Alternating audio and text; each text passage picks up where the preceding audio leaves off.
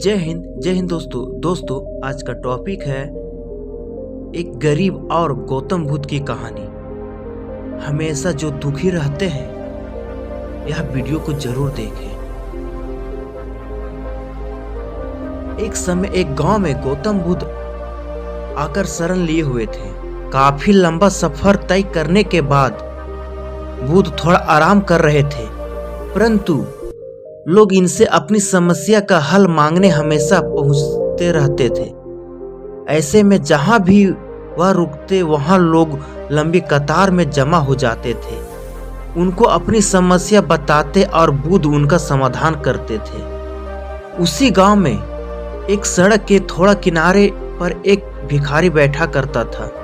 यह रोज देखता कि लोग अपने दुख दर्द और अपनी गंभीर से गंभीर रूपी समस्या को लेकर आते हैं, और जब वहां से जाते हैं तो उनका चेहरा बेहद खिलखिला रहा होता है।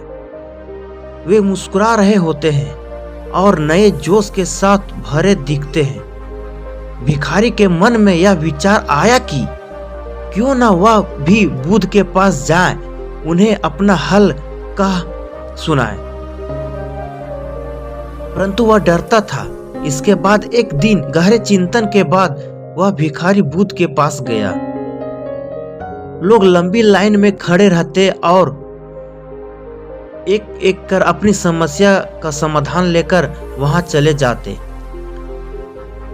ऐसे में गौतम बुद्ध के चेहरे पर सदा मुस्कान रहती और वे हमेशा इसी तरह समस्या का हल बताते।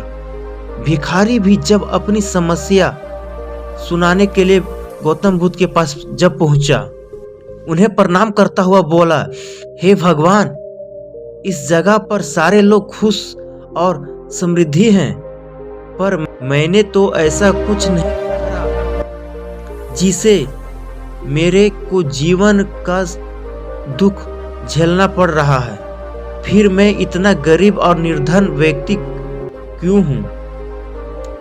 इस पर बुद्ध बोले, तुम गरीब और निर्धन इसलिए हो क्योंकि तुम आज तक सिर्फ मांगा है, किसी को कुछ दिया नहीं है। तो वहां खड़े लोग सब हैरान रह गए और सबके मन में यह सवाल उठने लगा कि यह गरीब किसी को क्या दे सकता है। इस पर गरीब भिखारी ने बोला कि भगवान, मैं खुद भीख मांग कर गुजारा करता हूँ, भला मैं किसी को क्या दे सकता हूँ।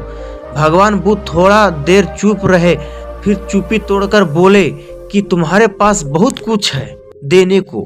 ईश्वर ने तुम्हें बहुत कुछ दिया है बांटने के लिए, जिसमें सबसे पहले तुम्हारे यह 2 हाथ हैं, जिनसे तुम लोगों को मदद या सेवा के लिए इस्तेमाल कर सकते हो।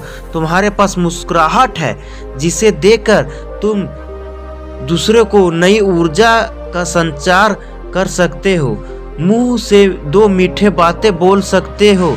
ईश्वर ने जिसके यह 3 चीज दी है, उसको कभी कोई निर्धन और दुखी नहीं कर सकता है। निर्धन होने का विचार तो सिर्फ हमारे मन में पनपता है। यह एक सिर्फ ब्राह्मण है जिससे तुम्हें उभरना चाहिए और अपनी जिंदगी की नई शुरुआत करनी चाहिए।